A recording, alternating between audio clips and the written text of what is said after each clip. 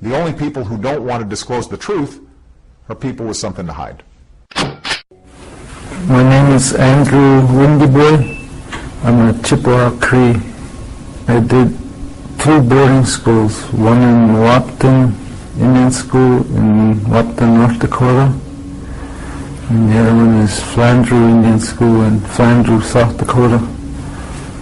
Mid-60s to early 70s, took me to the boarding school where I wasn't allowed to talk my native tongue or practice my native ways. Numerous times they put on this big old big huge white cone, put on there and says dance. I didn't know what it meant. I didn't know English. They put it on me, make me whatever. Kids would laugh at me.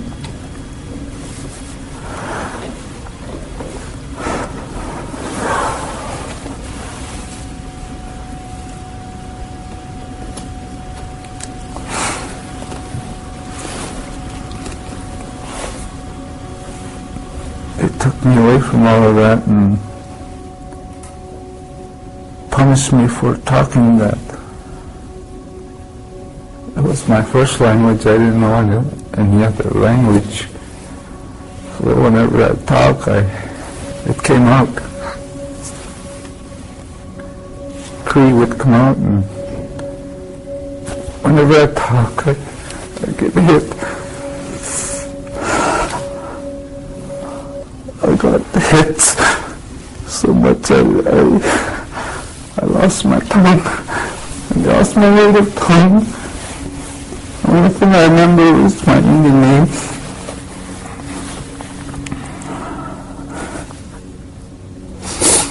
Which is Sayukiyu, means old man eagle. That's the only Cree I knew. They beat me. Every day, they beat me.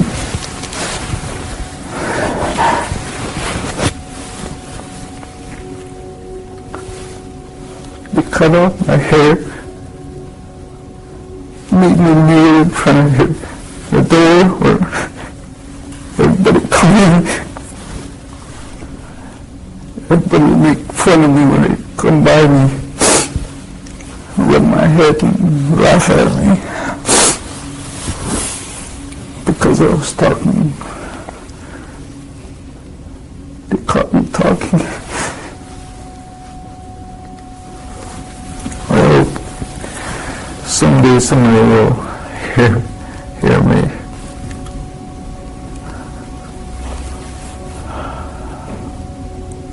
I hope nobody has to go through this. They have to have their own language.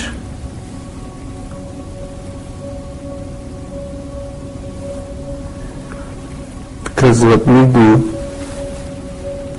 when we talk to our spirits, they don't understand English.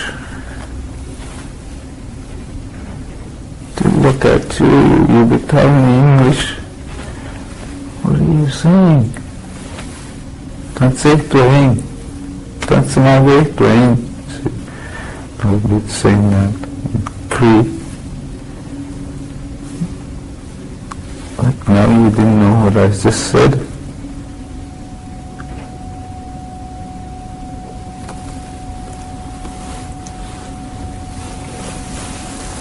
That was a hard time in my life.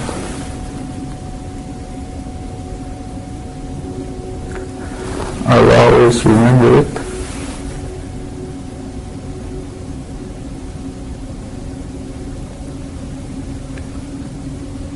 For that white man, it's a terrible shame for him to be treating people like this.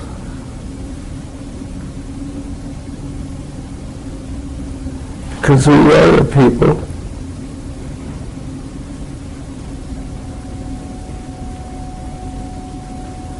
We just need to be accepted.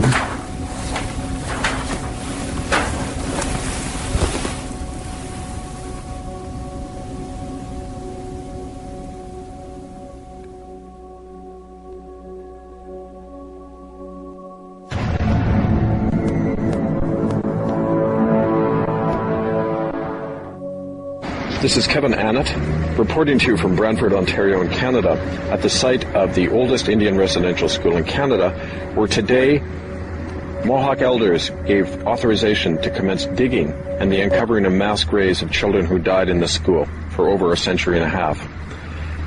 Mohawk elders, working with myself and the International Tribunal into Crimes of Church and State, identified and opened mass graves of children and used ground-penetrating radar to establish that much soil has been replaced and moved in order to cover these mass graves. We're continuing this investigation to gather evidence to indict the Crown of England, the Anglican Church and the Government of Canada, as well as the Catholic Church and the United Church for crimes against humanity and the murder of children. Please stay tuned for press statements and other breaking news on this issue at itccs.org. Thank you.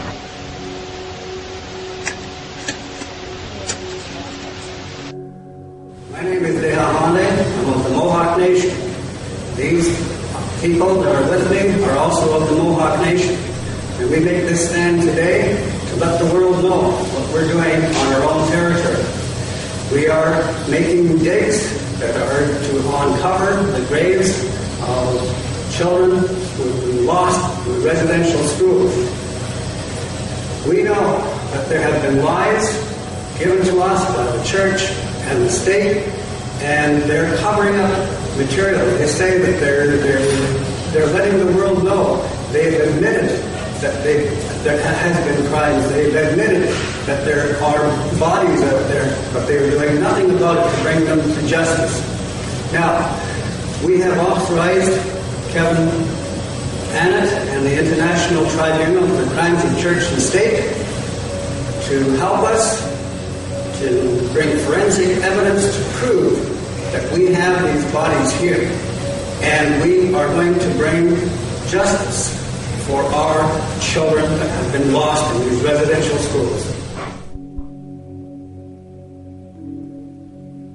There was a time when the horses were allowed to be rounded up and taken by anybody from the outside. So some of the horses were taken away, and a lot of them were killed or just slaughtered. It wasn't uncommon for families to find their horses had been killed.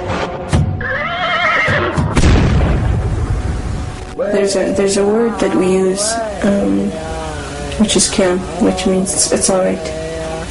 When something has happened, a loss has been made. Somebody's lost a job, or somebody's been ripped off, or just different things. When people say "kam," and it's not all right. I think one of the biggest injustices too was what happened in residential schools. Like, people were expected. Well, it's not what they were expected to do. It's what was the goal of taking Indian kids to residential school, was to strip them completely of their identity as Indian people. And in that way, they were basically taught to be ashamed of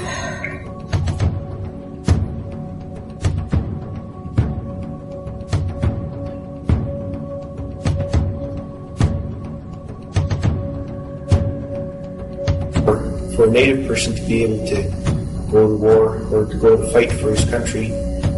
First of all, if you were a treaty, you weren't considered human or person within the law or the context of today's laws.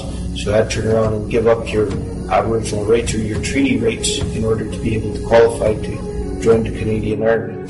So it's a huge, huge price to turn around and go and fight for your country. That's basically, you gave up all your treaty rights or all your rights for the following generations after. Family, heritage, back is basically you weren't even recognized by your own country for what you've done, culture and everything. There's a side road that was built, and the reason why it was built was that people, we'd be able to see if somebody was coming into the area first before they seen us. That's the reason why the first road was built, so that people wouldn't be surprised. There always seemed to be a fear of the white people and stuff. So it's been there for many years. They're very shy. Like if you came and tried to visit and they didn't recognize you, they'd hide.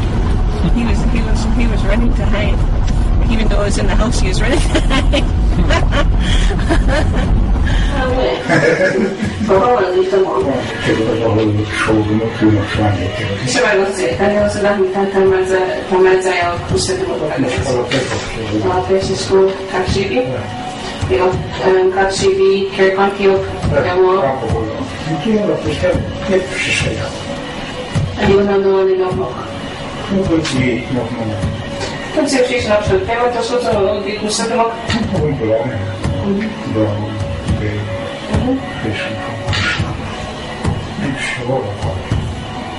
I've also seen some of the horses in the elephantry, missing their black, browns, and bays.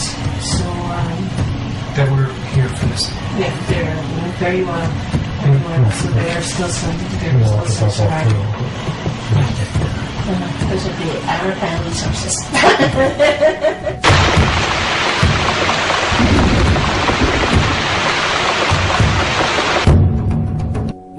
George Mann is a treaty Indian. The Department of Veterans Affairs said he wasn't eligible for normal veterans benefits, insurance, business and professional loans, Veterans Lands Act. So forgive you for making it illegal for us to be able to defend our children.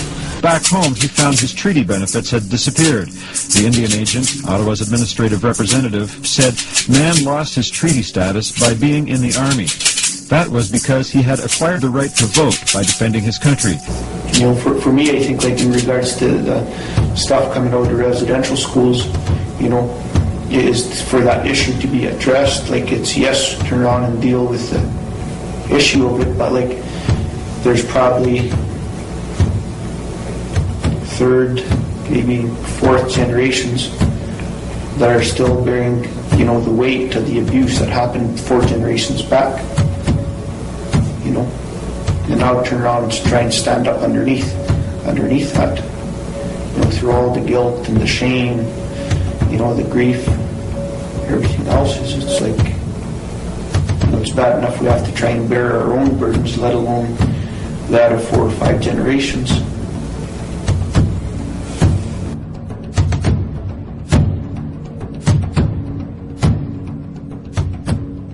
The level now, if something were to happen, you can criticize a lot of people when you make an announcement. Well, we live in a democracy. Right. Do you want information or don't you?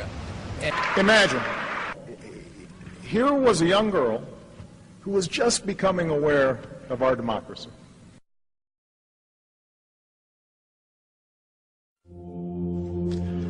When Benjamin Franklin exited the Constitutional Convention, he was asked by a woman, "Sir, what have you given us?"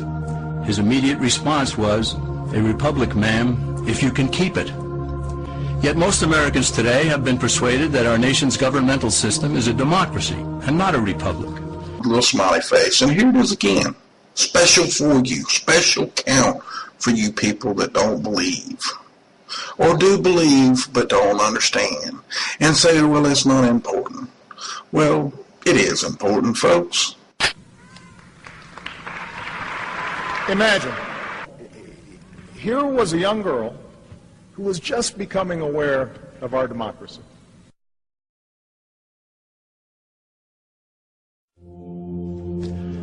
When Benjamin Franklin exited the Constitutional Convention, he was asked by a woman, "Sir, what have you given us?" His immediate response was, "A republic, ma'am, if you can keep it." Yet most Americans today have been persuaded that our nation's governmental system is a democracy and not a republic.